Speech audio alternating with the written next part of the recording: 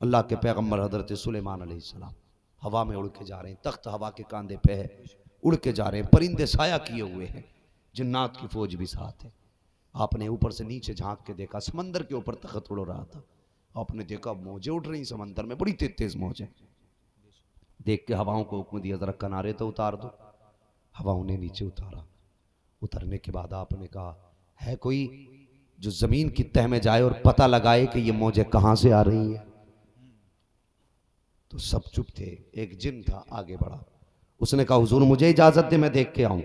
वो गया, अंदर गया और जाने के बाद जहां से मौजें आ रही थी उससे दूर ही से लौट आया। आके कहने लगा हजरत जी मैं वहां तक पहुंच ही नहीं पाया जहां से वो मौजें उठ रही थी। तो कहा अब कौन जाएगा? हजरत आसिफ बिन बरखी आगे बढ़े, कहने लगे हुजूर मुझे इजाजत दे मैं जाऊंगा। आप गए, तह में गए, वहां पहुंच गए जहां से मौजें आ रही थी। आपने जाके देखा एक सफेद खूबसूरत महल है, लेकिन चारों तरफ से बंद है। वापस आ गए, कहने लगे हजरत एक महल है जिसकी जगह से ये मौजें आ रही हैं। कहा उस महल में क्या? कहा हजरत बंद था। दिल में ख्याल आया देखूं उसमें है क्या। कहने लगे जाओ उस महल ही को बाहर निकाल के ले आओ। बेशक बेशक। कहने लगे ठीक है हजरत जाता हूं, लेकिन 2-4 खादिम और भेज दे। कुछ जिन्नात और साथ लिए हजरत आसिफ बिन बरखिया चले गए। लाए उठा के हजरत सुलेमान के हाथ उठ गए। सुनना मेरी बात, हाथ उठ गए। कहने लगे या अल्लाह मैं चाहता हूं इसके अंदर क्या है मुझे दिखा। जैसे इतना हाथ उठा के कहा, अचानक दरवाजा खुला। क्या देखते हैं? एक जवान बैठा है, एक नहर जारी है, एक छोटी सी बेल है और गर्दन झुकी आंखें बंद हैं, अल्लाह की इबादत कर रहा है। बोल दो सुभान अल्लाह। बात समझ में तो आ गई ना? इतनी अल्लाह की जोर से अल्लाह की इबादत कर रहा है। अल्लाह तुम्हें और हमें सबको इबादत की तौफीक दे। अल्लाह की इबादत कर रहा है। आपने जाके सलाम किया। जैसी सलाम किया उसने बगैर देखे कह दिया अल्लाह के नबी तुम पर भी सलामती हो। जैसी इतना उसने कहा, हजरत सुलेमान कहने लगे बता तुझे मेरा पता किसने बताया? मुस्कुरा के कहने लगा जिसने तुमको मेरा पता बताया है उसी ने मुझे तुम्हारा भी पता बता दिया। सुभान अल्लाह सुभान अल्लाह। बहुत अच्छी, क्या बात है, क्या बात। सुन रहे हैं आप बात? जी जी जी, समझ में भी आ रही है ना? बस समझ लीजिए, बस थोड़ी देर और। जिसने तुम्हें आगे क्या कहा था मैंने? मेरा पता बताया है उसी ने मुझे, अल्लाह सलामत रखे, उसी ने मुझे तुम्हारा पता बताया है। इतना सुनना था। हजरत सुलेमान कहने लगे बता तो सही यहाँ कितने साल से बैठा है? उसने कहा साल दिन महीने तो मुझे याद नहीं, मुझे नहीं मालूम कब दिन होता है कब रात होती है, लेकिन इतना पता है कि मैं हजरत इब्राहिम खलीलुल्लाह के दौर से बैठा हुआ हूँ। अल्लाह अकबर। कहती इतना पुराना हूँ मैं, तब से यहाँ बैठा हुआ हूँ। अल्लाह अकबर। जरा सुनना प्यारे का 2000 जब हिसाब जोड़ा गया तकरीबन 2 से 3 हजार बरस का अरसा गुजरा। जब इतना उसने कहा आपने फरमाया बता तो सही क्या तुझे भूख नहीं लगती? कहा लगती तो है। क्या प्यास नहीं लगती? कहा लगती तो है। कहा फिर खाता क्या है? कहा जब भूख लगती है यहीं से एक दरख्त उगता है, उस पे फल उतरते हैं वो खा लेता हूँ। कहा जब प्यास लगती है तो यहीं से दरिया जारी होता है और मैं उससे पानी पी लिया करता हूँ। अल्लाह अकबर। हजरत सुलेमान अलैहिस्सलाम कहते हैं और बता तो सही ये रुतबे तुझे कैसे मिले हैं? कितनी इबादत की है जब तूने ये रुतबा पाया है? कितने सजदे किए हैं तब तू इस मकाम पे पहुंचा है? इतना सुनना था। जवान की आंख में आंसू आ जाते हैं, रोना शुरू कर देता है। कहता अल्लाह के नबी मैंने तो कोई इबादत नहीं की थी, मैंने कोई सजदा भी नहीं किया था, कोई रियाजत भी नहीं की थी। का फिर बता तो सही ये मकाम तुझे कैसे मिला? उसकी आंख में आंसू आ गए, रो के कहने लगा ये मकाम मेरी रियाजत की वजह से नहीं बल्कि ये रुतबा मेरे माँ बाप की दुआओं की वजह से मिला। क्या बात है, सुभान अल्लाह। नारे तकबीर, नारे रिसालत, मसलक के आला हजरत फैजाने हुजूर ताजुल शरिया उलमा अहले सुन्नत। अल्लाह अकबर। का ये मेरे माँ बाप की दुआओं से रुतबा मिला। नींद तो नहीं आ रही अल्लामा साहब अभी? जी। जिम्मेदार लोगों का मुश्किल होता है बैठना। ये उलमा बैठे ये इनकी मेहरबानी है। ये कोई ना समझे ये इल्म वाले बैठे तो लालच में आए होंगे, नहीं, ये मेहरबानी है इनकी, ये इनकी मोहब्बतें हैं। खुदा की कसम ये इतने मसरूफ लोग हैं, इन्हें 3 बजे उठ के कुरान पढ़ाना होता है, इन्हें 4 बजे उठ के ठंडे पानी से वजू करना रहता है तुम भी नींद पूरी कर लोगे, मैं भी कर लूंगा, लेकिन बताइए कब सोएंगे? ये इनकी कुर्बानियां हैं। अल्लाह इनको जज़ाए खैर दे। ये जितने आए हैं अल्लाह इनके रिस्क में बरकतें करे, इनके इल्म अमल उम्र में बरकतें अता फरमाए, अल्लाह सलामत रखे। आपकी उलमा से मोहब्बत बता रही है, आपने आमीन जितनी जोर से कहा है, मुझे पता आप कितना प्यार करते हैं। एक दुआ कर दूं आपके लिए भी। ये लोग आमीन कह देंगे तो काम बन जाएगा। जो उलमा से प्यार करते हैं अल्लाह उनकी नस्ल की हर पुश्त में कम से कम एक आलिम पैदा फरमा दे। आमीन। बेशक बेशक। इससे बड़ी दुआ नहीं दे सकता मैं। ये बहुत बड़ी दुआ थी। बस सुनिए, कहने लगे माँ बाप की दुआ, कहने लगे हाँ। अब सुनिए, वो कहने लगे हजरत जी, वो कुछ लोग बुढ़ापे में ना माँ बाप की खांसी से हलकस करते हैं, कोई चारपाई से, कोई इलाज से, कोई कुछ अजीब दुनिया है। वो कहने लगा हुजूर मैंने अपने काम किया करता था, लेकिन जब मेरी माँ बीमार हुई ना तो मैं माँ की खिदमत में आ गया, और जब तक फिर माँ जिंदा रही मैं माँ की खिदमत करता रहा, फिर मैं कहीं गया ही नहीं, बस माँ के कामों में रहा। कहते हैं हुजूर एक दिन माँ के इंतकाल का वक्त आया, मेरी माँ ने कहा लख्ते जिगर नूरे नज़र, हाँ अम्मी जान का बेटे अब तक तूने मेरी खिदमत में वक्त गुजारा है, मैं तुझे कुछ दे तो नहीं पाई हूँ, आ जिंदगी की आखिरी लम्हे हैं, आ माँ के सीने से लग जा। अल्लाह अकबर। कहते मेरी माँ ने इतना कहा, मैं माँ के सीने से लग गया। और यार कभी कलेजों में दर्द हुआ करे, कभी तुम्हारा शुगर बढ़ जाया करे, ब्लड प्रेशर हाई हो जाया करे, या ब्लड प्रेशर लो हो जाया करे, तो कभी बाप के सीने से लग जाया करो, कभी माँ के कदमों से लग जाया करो। खुदा की कसम ये ऐसा एंटीबायोटिक है कि कोई दवा इतनी जल्दी असर नहीं करती जितनी जल्दी असर बाप का सीना कर दिया करता है, माँ के कदम कर दिया करते। बेशक बेशक। सुभान अल्लाह सुभान अल्लाह। लगा करो कभी इनसे भी। जी जी जी। ये हर मर्ज की दवा होते हैं।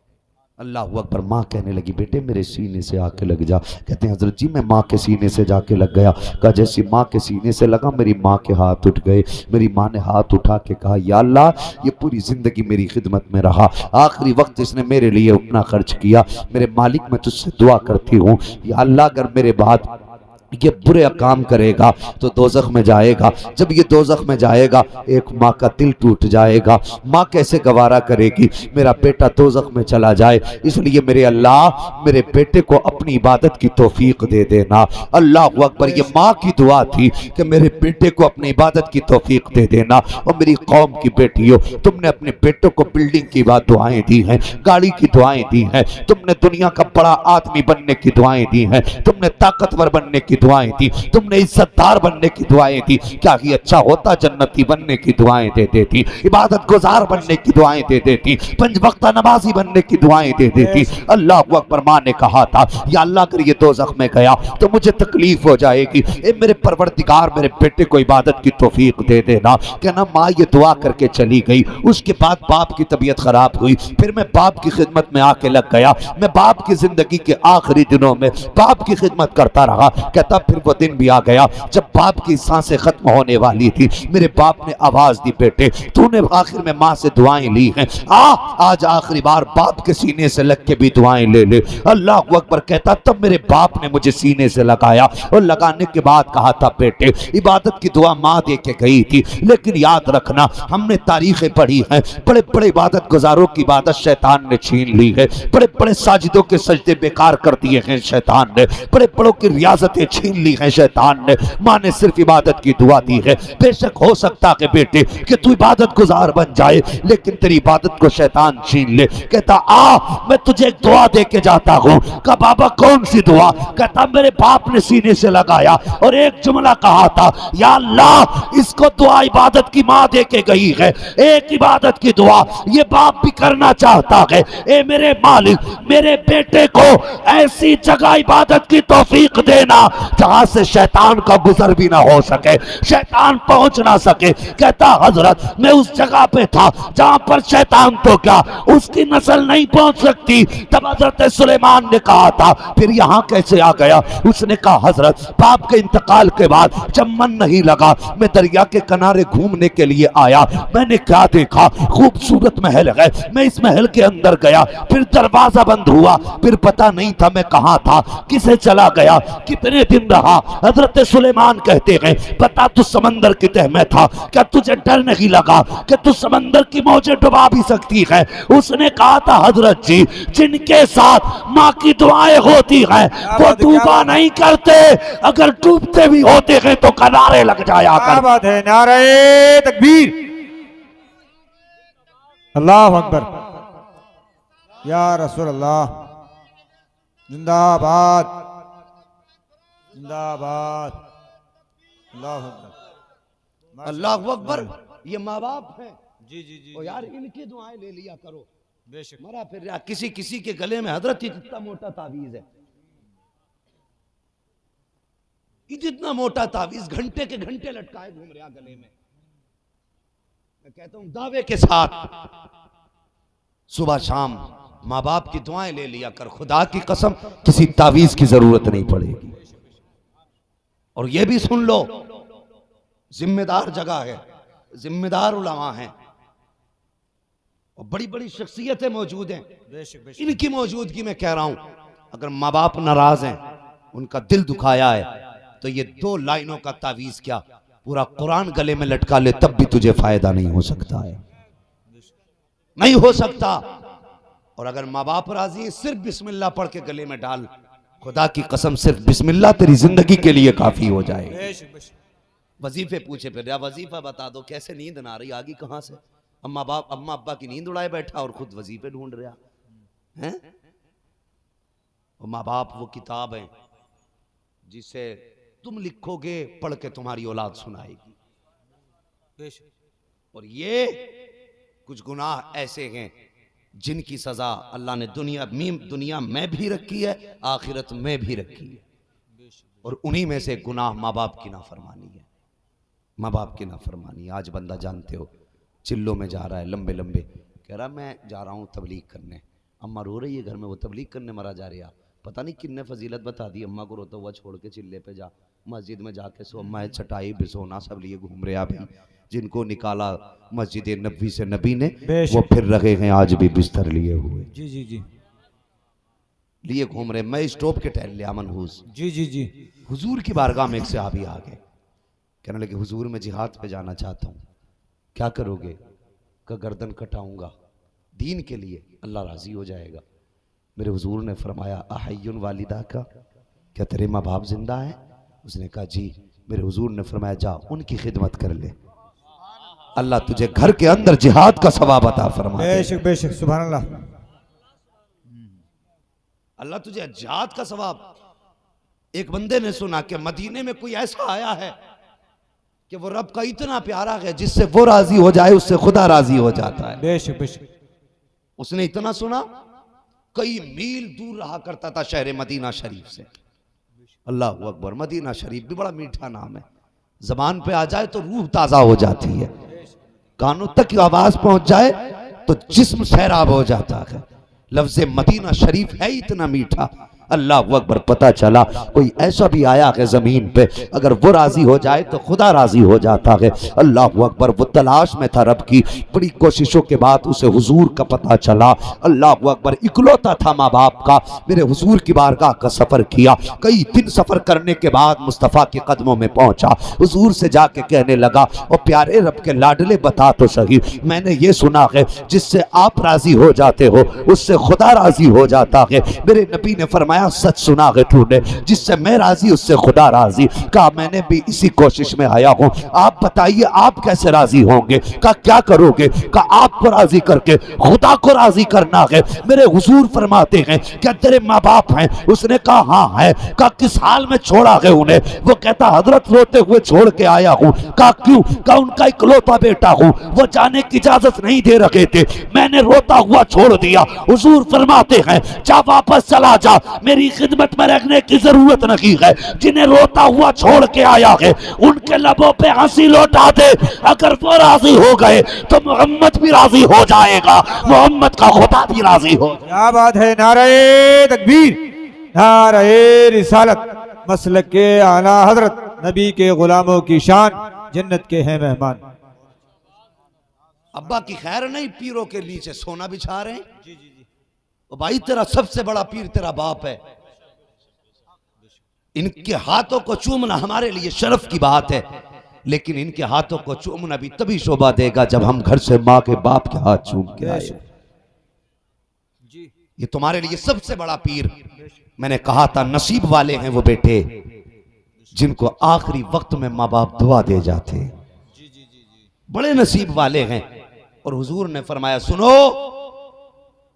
जो बेटा ऐसा होगा जिसको आखिरी वक्त में माँ या बाप हाथ उठा के दुआ कर दे, हुजूर फरमाते हैं कयामत में सब जन्नत ढूंढेंगे और मैं उस गुलाम को ढूंढूंगा जिसने आखिरी वक्त में माँ बाप की दुआएं ली होगी। जी जी जी। फरमाते तलाश करूंगा, तलाश करने के बाद हाथ पकड़ूंगा, अगर पापी भी होगा तो रब की बारगाह में लेके जाऊंगा, कहूंगा या अल्लाह ये वो बंदा है जिसने माँ बाप की दुआएं ली हैं, माँ बाप की खिदमत की है। आका फरमाते हैं उसके गुनाह बख्शवाऊंगा, वहां से हौज़े कौसर पिलाऊंगा, उसको पिलाने के बाद उसको हौज़े कौसर का जाम पिलाऊंगा। अल्लाह अकबर। हुजूर फरमाते हैं अपने हाथ से पुल सिरात पे पार कराऊंगा। आका फरमाते हैं मैं उस वक्त तक सुकून से नहीं रुकूंगा जब तक उस बंदे को हाथ पकड़ के जन्नत में दाखिल नहीं फरमा दूंगा। सुभान अल्लाह, सुभान अल्लाह। बहुत अच्छा। और यार वो तो निहायत सस्ता सौदा बेच रहे हैं जन्नत का, हम मुफलिस का मोल चुकाएं अपना हाथ ही खाली है। बेशक बेशक बेशक। अल्लाह तौफीक दे। माँ बाप हैं तो आज जाना उनके कदम जरूर चूमना, बेशक बेशक। उनके कदम चूमना, फिर देखना सुबह की बहारें अलग होंगी। जी जी। अगर नाराज हैं तो उन्हें मना लेना, अगर ये रूठे तो फिर कुछ नहीं मिलने वाला, अगर ये राजी हैं तो सब कुछ तुम्हारे लिए है। बेशक बेशक। हाँ, और अगर चले गए हैं माँ बाप तो उनके नाम पे इसाले सवाब की महफिलें मुनक़िद करें। हाँ, आज भाई जाकिर साहब के वालिद मरहूम, क्या नाम है, मरहूम इसराइल अहमद साहब, आज उनकी कब्र में जब फरिश्तों ने जाकर के सवाब के नेकियों की वो जो गठरियाँ खोली होंगी, उन्होंने कहा होगा अभी कब्र में अंधेरा था, उजाला कहाँ से आ गया, तो फरिश्तों ने कहा हो मुबारक हो ऐसा बेटा छोड़ के आया है जो तेरे आने के बाद आज अल्लाह और उसके रसूल के चाहने और मानने वालों को बुला के मदीने वाले की बातें कर रहा है। बेशक बेशक। हाँ, और ये माँ बाप सिर्फ जमीन के ऊपर दुआ नहीं देते, ये जमीन के नीचे भी दुआएं देते। बेशक बेशक। हाँ, जब पता चला होगा ना बेटों ने किया महफिल का इंतजाम, ये सवाब उनकी तरफ से है, तो फिर बाप के भी हाथ उठ गए होंगे, या अल्लाह मेरे बेटों ने मेरी कब्र का इंतजाम किया, मौला तो उनकी जिंदगी का इंतजाम फरमा दे। फिर देख जिसके हक में बाप दुआ कर दे, खुदा की कसम फिर तो बेड़े ही पार हो जाते। माँ बाप की दुआएं लेने की कोशिश करें, इनकी खिदमत करें। फरमाया गया वक़ज़ा रब्बुका अल्ला ताबुदू इल्ला इय्याह व बिल वालिदैनि इहसाना, तुम्हारे रब ने फैसला फरमा दिया कि तुम्हें इबादत सिर्फ अल्लाह ही की करनी है, और अल्लाह की इबादत के बाद जो काम करना है फरमाया माँ बाप की फर्मा बरदारी और उनके साथ हुस्न सुलूक से पेश आना है।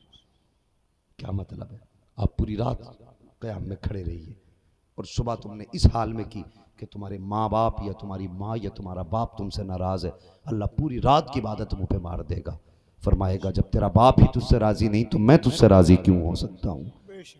इसलिए इबादत के साथ माँ बाप की फर्मा बरदारी ज़रूरी है। करेंगे इंशाअल्लाह, इंशाअल्लाह बोले इंशाअल्लाह। और मैं कहता हूँ अपने रब के करम पे भरोसा करके, हुजूर का उम्मती हूँ इस वजह से फ़ख्र से ये बात कह रहा हूँ, उनकी उम्मत में होने पे फ़ख्र है मुझे, अपने महबूब की उम्मत में बनाया मुझको, शुक्र किस तरह करूँ मालिको मौला तेरा, मुझे नाज है मैं हुजूर का उम्मती हूँ और उनके उम्मती होने के नाते ये बात कहता हूँ कि आज अगर इन बातों में से किसी एक बात पर किसी एक बेटे ने भी अमल कर लिया, खुदा की कसम जिसके ईसाले सवाब के लिए ये महफिल सजाई गई है उसका वो अमल उसकी और हम सब की बख्शिश के लिए काफी हो जाए। कोशिश करें, माँ बाप की खिदमत करें। हाँ, वो मुनव्वर राना ने कहा था बुलंदियों का बड़े से बड़ा निशान छुआ, उठाया गोद में माँ ने तब आसमान छुआ। हाँ, कितना भी आप ऊंचे हो जाओ, खुदा की कसम जो बुलंदी माँ की गोद से नजर आती है ना वो कहीं से नजर नहीं आती है।